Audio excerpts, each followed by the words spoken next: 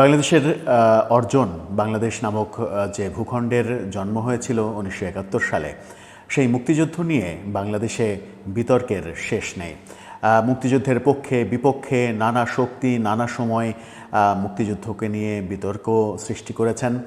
মুক্তিযুদ্ধের পক্ষের শক্তির কাছ থেকেও আমরা কখনো কখনো মুক্তিযুদ্ধ নিয়ে নানা ধরনের কর্মকাণ্ড দেখেছি, যেগুলো মনে হয়েছে অতিরঞ্জিত। আর মুক্তিযুদ্ধের বিপক্ষের শক্তি তো মুক্তিযুদ্ধকে নানাভাবে কলঙ্কিত করবে, এটাই স্বাভাবিক। মুক্তিযুদ্ধের প্রেক্ষাপটে বিতর্ক গত আওয়ামী লীগ সরকারের সময়েও আমরা দেখেছি। আওয়ামী লীগ সরকার পতনের পর আবার সেই বিতর্ক নতুন মাত্রা পেয়েছে। সেই বিতর্ককে এবার উস্কে দিলেন সাম্প্রতিক সময়ে আলোচিত সমালোচিত কবি ফরহাদ মাঝার। ভারতীয় একটি গণমাধ্যমে সাক্ষাৎকার দিয়েছেন তিনি, যে ভারতীয় গণমাধ্যমে সাক্ষাৎকার দেওয়ার কারণে আওয়ামী লীগের বিভিন্ন নেতাদের সমালোচনা করেন তারা, যে আওয়ামী লীগের নেতারা ভারতের শরণাপন্ন হয়েছে, ভারতীয় মিডিয়ার শরণাপন্ন হয়েছে, ভারতীয় মিডিয়াই তাদের একমাত্র অবলম্বন। সেই ভারতীয় মিডিয়াতেই তিনি সাক্ষাৎকার দিয়েছেন। সেই সাক্ষাৎকারে মুক্তিযুদ্ধ নিয়ে আবার নতুন করে বিতর্ক তৈরি করলেন। একেবারে স্পষ্ট ভাষায় বলার চেষ্টা করলেন আওয়ামী লীগ মুক্তিযুদ্ধ করেনি। তাহলে কারা মুক্তিযুদ্ধ করেছিল, সেটা একটা বড় প্রশ্ন। এদিকে চলছে জুলাই অভ্যুত্থানের বর্ষপূর্তি উৎসব। এনসিপি সারা দেশে গণসংযোগ শুরু করেছে। সেই গণসংযোগ নিয়েও একটা বেশ মজার তথ্য আপনাদের সঙ্গে শেয়ার করব। সেই আলোচনায় থাকবেন আমাদের পলিটিক্স টিভির নিয়মিত আয়োজনে।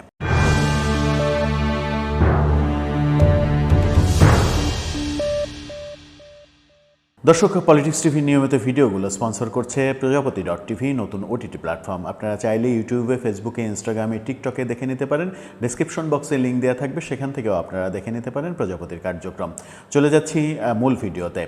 বলছিলাম মুক্তিযুদ্ধ নিয়ে বিতর্কের কথা, ফরহাদ মাজারের কথা। খুবই গুরুত্বপূর্ণ এবং খুবই ইতিহাস বিকৃত করার মতো তথ্য তিনি দিয়েছেন। সেই প্রসঙ্গে পরে আসছি। জুলাই অভ্যুত্থানের 1 বছর পূর্তি উপলক্ষে এনসিপি সারা দেশে গণসংযোগ করেছে। আজকে তারা তাদের সামাজিক যোগাযোগ মাধ্যমের পোস্টে পঞ্চগড় এবং নীলফামারীতে দুটি পথসভার ছবি পোস্ট করেছেন। একটা ছবি আপনারা দেখে নিতে পারেন পঞ্চগড়ে, যেখানে সার্জিস আলমকে বক্তব্য দিতে দেখা যাচ্ছে। সেই ছবিসহ বেশ কয়েকটি, ওই পঞ্চগড়ের পথসভার বেশ কয়েকটি ছবি নিয়ে সেখানে স্ক্রিনশটটাও দেখে নিতে পারেন। ছবি নিয়ে এনসিপি পোস্ট করার চেষ্টা করেছে, সেটা হচ্ছে যে তারা বলার চেষ্টা করেছে, তারা দাবি করার চেষ্টা করেছে যে এখানে লক্ষ মানুষের ভিড় জমায়েত হয়েছে। তারা একেবারে সরাসরি কি লিখেছে সেটা পড়ে শোনাই, আপনারাও দেখে নিয়েছেন নিশ্চয়। সেখানে বলা হয়েছে, সার্জিস আলমের নিজ জেলা পঞ্চগড়ে লাখো মানুষের ঢল। সিঙ্গেল ছবিটা আরেকবার আপনারা দেখেন। সেই সিঙ্গেল ছবিতে যে জনগণের উপস্থিতি এখানে লক্ষ্য করা যাচ্ছে, তাতে আমি ব্যক্তিগতভাবে এই প্রথম দিকে যেগুলো মাথা একেবারে স্পষ্টভাবে গোনা যাচ্ছে, সেই গুণে রেশিও অনুযায়ী হিসাব করে দেখেছি যে এখানে উপস্থিত জনসংখ্যা খুব বেশি হলে 2-3 হাজার কিংবা 5 হাজারের বেশি হবে না। সেটাকে লক্ষ মানুষের ঢল হিসেবে এনসিপি যখন বলছে, তখন একটা ব্যাপার সামনে এসেই যায়। সেটা হচ্ছে যে রাজনীতির নামে নানা ধরনের চটকদারি মশলাবাজি কথাবার্তা এর আগের রাজনীতিতে আমরা যেভাবে দেখে এসেছি, সেই পথ থেকে কি এনসিপি নিজেদেরকে দূরে রাখতে পারছে? এনসিপি কি রাজনীতির ব্যাপারে সঠিক তথ্যটা জনগণের কাছে দিতে সক্ষম হচ্ছে? আবার পঞ্চগড়ের পরে তারা একটা সভা করেছে, যে সভাটা হয়েছে নীলফামারীতে, সেখানেও জনতার ঢল উল্লেখ করেছে। সেই সমাবেশের সেখানকার ছবিটাও আপনারা দেখে নিতে পারেন। সেখানে যেটা বলা হয়েছে যে জনতার ঢল নেমেছে, সেই ছবিতে আপনারা কত মানুষের উপস্থিতি দেখবেন। তার মানে হচ্ছে যে আমরা এই তরুণদের কাছ থেকে নতুন রাজনৈতিক বন্দোবস্তের যে কথাগুলো শুনে আসছি, নতুন রাজনৈতিক বন্দোবস্ত মানে হচ্ছে যে সত্য রাজনীতি, সত্য কথা বলে রাজনীতি, সুস্থ রাজনীতি, সেইগুলো আমরা প্রত্যাশা করি। কিন্তু নিজেরাই যখন 2000-5000 মানুষকে লাখো জনতার ঢল হিসেবে আখ্যা দিচ্ছেন, তখন আমরা কি বলতে পারি যে তারাও যে গতানুগতিক রাজনীতি, যে রাজনীতির আমরা সমালোচনা করে এসেছি, এবং তারাও যে রাজনীতিকে ছুঁড়ে ফেলতে চায় সেই রাজনীতির বাইরে তারা যেতে পারছে কিনা, এটা একটা গুরুত্বপূর্ণ প্রশ্ন।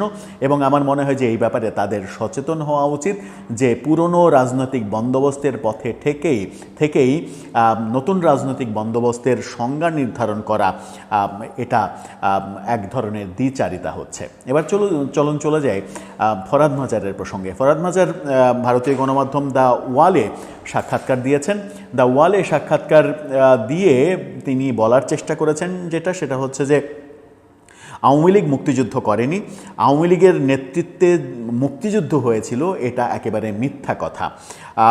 মুক্তিযুদ্ধ করেছেন অন্যরা, আওয়ামী লীগের নেতৃত্বে মুক্তিযুদ্ধ হয়েছিল এটা মিথ্যা কথা। তার মানে হচ্ছে মুজিবনগর সরকার যেটা আওয়ামী লীগের নেতৃত্বে গঠিত হয়েছিল, বঙ্গবন্ধুর নেতৃত্বে, বঙ্গবন্ধুর অনুপস্থিতিতে এই সরকার গঠিত হলো, সেখানে আওয়ামী লীগ নেতারা বিভিন্ন পদে আসীন হলেন, রাষ্ট্রপতি, উপরাষ্ট্রপতি, প্রধানমন্ত্রী, এই পদগুলো তৈরি করা হলো, সেই সরকারের অধীনেই মুক্তিযুদ্ধ সংগঠিত হলো, মুক্তিযুদ্ধের নেতৃত্ব দিলেন বঙ্গবন্ধু শেখ মুজিবুর রহমান। এই পুরো ইতিহাসটা নাকি মিথ্যা তিনি বলার চেষ্টা করলেন। আওয়ামী লীগ মুক্তিযুদ্ধ করেনি, আওয়ামী লীগের নেতৃত্বে মুক্তিযুদ্ধ হয়নি। তার মানে কি মুক্তিযুদ্ধের ইতিহাস আবার নতুন করে লেখা হবে ফরহাদ মাজারের নেতৃত্বে? এই কথা যখন তিনি বলছেন তখন তার ব্যাপারে যে তথ্য আমরা পাচ্ছি, ফরহাদ মাজারকে যারা চেনেন কিংবা চেনেন না তারা নিশ্চয়ই জানেন যে ফরহাদ মাজার নিজে একজন মুক্তিযোদ্ধা না, তিনি মুক্তিযুদ্ধে অংশগ্রহণ করেননি। মুক্তিযুদ্ধে অংশগ্রহণ কেন করেননি সেই উত্তরটা তিনিই ভালো দিতে পারবেন, কারণ মুক্তিযুদ্ধে অংশগ্রহণ করার মতো যথেষ্ট বয়স তার হয়েছিল সেই সময়। তিনি ৭২ সালে প্রবর্তিত যে সংবিধান, সেই সংবিধানের একজন কঠোর সমালোচক, এটাও ঐতিহাসিকভাবে সত্য। এবং আমরা উইকিপিডিয়া থেকে যে তথ্য এবং আমরা নিজেরাও যে তথ্য জানি সেটা হচ্ছে যে 1970 থেকে 90-এর দশক পর্যন্ত তিনি মূলত মার্ক্সবাদী একজন হিসেবে পরিচিত ছিলেন, কিন্তু বর্তমানে তিনি কট্টর ইসলাম পন্থার দিকে ঝুঁকেছেন বলে অভিযোগ রয়েছে। এই ঝুঁকে পড়াটা কেন, কয়েক বছর আগে তার এই বাকবদল হয়েছে, বাকবদলের ঘটনাটা আমরা দেখেছি। কেন বদল হয়েছে? এক সময়ের চূড়ান্ত মার্ক্সবাদী ফরহাদ মাজার কট্টর ইসলামপন্থী হয়েছেন এবং কখনো কখনো তার কথাবার্তায় জঙ্গিবাদ উৎসাহিত হতে পারে, উৎসাহিত হচ্ছে, এরকম বিতর্কও তৈরি হয়েছে, অনেকে সমালোচনা করেছেন। সেই ফরহাদ মাজার আরও একটি কথা বলেছেন, সেটা হচ্ছে যে ওই ৭২-এর সংবিধান প্রসঙ্গেই বলেছেন যে আওয়ামী লীগ ধর্মনিরপেক্ষতা চাপিয়ে দিয়েছিল ইসলামের বিরুদ্ধে একটা যুদ্ধ করার জন্য। তাদের ওইটা ছিল ইসলাম বিরোধিতা, এবং ইসলাম ও আলেম ওলামারা যেন এই দেশে থাকতে না পারে তার বন্দোবস্ত হলো সংবিধানের ধর্মনিরপেক্ষতা। সংবিধানে ধর্মনিরপেক্ষতা মূলত ইসলাম বিদ্বেষ এবং ইসলামকে একেবারে দমিয়ে রাখা, ইসলামের বিরুদ্ধে জিহাদ ঘোষণা করা, সেটার কারণেই সংবিধানে ধর্মনিরপেক্ষতা সংযোজন করা হয়েছিল, এমন কথা তিনি বলেছেন। অর্থাৎ সংবিধানের মূল যে নীতি, সমাজতন্ত্র, ধর্মনিরপেক্ষতা, গণতন্ত্র, এই নীতিগুলোর পক্ষে তিনি, জাতীয়তাবাদ, এই নীতিগুলোর পক্ষে তিনি নন। তিনি বলার চেষ্টা করেছেন যে সাম্য, মুক্তিযুদ্ধে যা সংবিধানে যা লেখা হয়েছে, সে মুক্তিযুদ্ধের মূল নীতির ভিত্তিতে, যে সংবিধানে লেখা হয়েছে যে মুক্তিযুদ্ধ 4টি মূল নীতির ভিত্তিতে হয়েছে, সেই মূল নীতির ভিত্তিতে মুক্তিযুদ্ধ হয়নি। মুক্তিযুদ্ধ হয়েছে সাম্য, মানবিক মর্যাদা, এসবের ভিত্তিতে। যে তত্ত্বগুলো এখন তিনি দেওয়ার চেষ্টা করেছেন, সাপ্লাই দেওয়ার চেষ্টা করেছেন, এবং এই সাপ্লাইটা বিদেশ থেকেও, বিদেশের 2-1জনও বিদেশ থেকে এই তত্ত্বগুলো সাপ্লাই দেওয়ার চেষ্টা করেছেন, যার ভিত্তিতে সরকারও এখন সাম্য, মানবিক মর্যাদা সহ বেশ কিছু নতুন শব্দ প্রয়োগ করার চেষ্টা করছেন, যেগুলো সংবিধানে অন্তর্ভুক্ত করারও চেষ্টা চলছে। সংবিধানের যে মূলনীতি, সেই মূলনীতি বাদ দেওয়ার চেষ্টা চলছে। সাম্প্রতিক সময় তো শুনছি যে জুলাই ঘোষণাপত্রের মাধ্যমে ৭২-এর সংবিধান স্থগিত করে দেওয়া হবে, বাতিল করে দেওয়া হবে, এবং নতুন পন্থায় দেশ চলবে। সেটা সরকারের ইচ্ছা, সেটা যদি জনগণ মেনে নেয়, জনগণ সম্মতি দেয়, সেটা করতেই পারেন। কিন্তু সবথেকে মজার ব্যাপার হচ্ছে যে একজন মুক্তিযুদ্ধ করেননি, একজন মুক্তিযোদ্ধা না, নানাভাবে নিজের কর্মকাণ্ডে বিতর্কিত ব্যক্তি। আমরা দুদিন আগেই দেখলাম যে তিনি আমেরিকার ডিপ স্টেটের ষড়যন্ত্রে শেখ হাসিনা সরকারের পতন হয়েছিল এবং সেই ব্যাপারটা আওয়ামী লীগ থেকে যে অভিযোগ করা হয় তার পক্ষে মতামত দিলেন। তিনি বললেন যে আমেরিকান ওই তত্ত্বটাই সত্য হতে চলেছে, এক ধরনের নানা ধরনের যুক্তি দিয়ে সেটা বলার চেষ্টা করলেন। অর্থাৎ তিনি কখন কি বলছেন, কখন কি বলেন, এটার খুব একটা মানে গ্যারেন্টি দেওয়া যায় না, এমনটাই মনে হচ্ছে। এক সময় মার্ক্সবাদী, এক সময় কট্টর ইসলামপন্থী, এক সময় বলেন আমেরিকার ডিপ স্টেটের ষড়যন্ত্রে আওয়ামী লীগের সরকার, অর্থাৎ রেজিম চেঞ্জ হয়েছে, সরকার পরিবর্তন হয়েছে। আবার বলেন মুক্তিযুদ্ধে আওয়ামী লীগ অংশগ্রহণ করেনি, আওয়ামী লীগ মুক্তিযুদ্ধ করেনি, আওয়ামী লীগের নেতৃত্বে মুক্তিযুদ্ধ হয়নি। আওয়ামী লীগের নেতৃত্বে মুক্তিযুদ্ধ হয়নি এটুকু বললেও তা না হলে মানা যেত, আওয়ামী লীগ মুক্তিযুদ্ধই করেনি। এই যে ব্যাপারগুলো, তাহলে 1971 সালে মুক্তিযুদ্ধ কারা করেছে? মুক্তিযুদ্ধ কি রাজাকাররা করেছে? আলবদর, আল শামস তারা করেছে? তারা করে পাকিস্তানের সঙ্গে যুদ্ধে বিজয়ী হয়ে 16ই ডিসেম্বরের বিজয় অর্জন করেছে? কদিন পরে এই কথা শুনলেও অবাক হওয়ার কিছু থাকবে না, কারণ ফরহাদ মাজারের মতো মানুষগুলো, বিতর্কিত মানুষগুলো যখন সমাজে নেতৃত্ব দেওয়ার চেষ্টা করেন এবং সরকারের উপরে এক ধরনের কর্তৃত্ব করার চেষ্টা করেন, তখন নিজের স্ত্রী যখন সরকারের একজন উপদেষ্টা, তখন তিনি 8 আগস্টে কেন আগের সংবিধানের আলোকে শপথ নেওয়া হলো, উপদেষ্টাদের প্রফেসর ইউনূসকে সমালোচনা করেন। নিজের স্ত্রীকে নিষেধ করলেই পারতেন, নিজের স্ত্রীকে বলতেন যে না, ওই সংবিধানের আলোকে তুমি শপথ নিতে যেও না, সেটা কিন্তু তিনি করেননি। নিজের স্ত্রীকে তিনি পাঠিয়েছেন, হ্যাঁ উপদেষ্টা হিসেবে তুমি শপথ নাও, সংবিধানের আলোকেই তিনি শপথ নিয়েছেন। আবার তিনি বলছেন যে সংবিধানের আলোকে শপথ নেওয়া সেটাই সবথেকে মারাত্মক ভুল সিদ্ধান্ত ছিল, যেটার সমালোচনা আমি তখন থেকেই করে আসছি।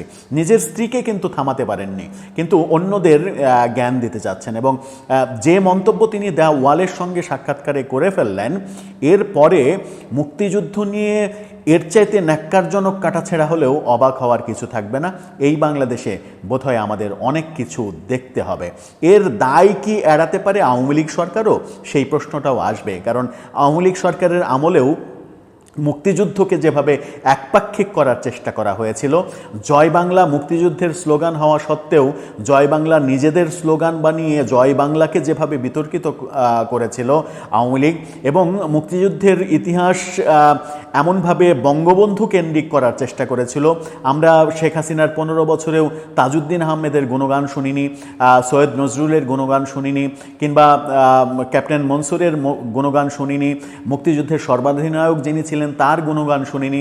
সব মিলিয়ে মুক্তিযুদ্ধ, 16ই ডিসেম্বর, মুজিবনগর সরকার, 26শে মার্চ, যতগুলো মুক্তিযুদ্ধের অপশন রয়েছে, 25শে মার্চ, 14ই ডিসেম্বর, সমস্ত কিছুতে শুধুমাত্র বঙ্গবন্ধু কেন্দ্রিক প্রচার করে অন্যান্য যারা টপ লাইনার কিংবা ফ্রন্ট লাইনার নেতা ছিলেন তাদেরকে এক ধরনের আড়ালে রাখার চেষ্টাও কিন্তু আওয়ামী লীগের পক্ষ থেকে আমরা দেখেছি, যেটা সমালোচিত হয়েছে।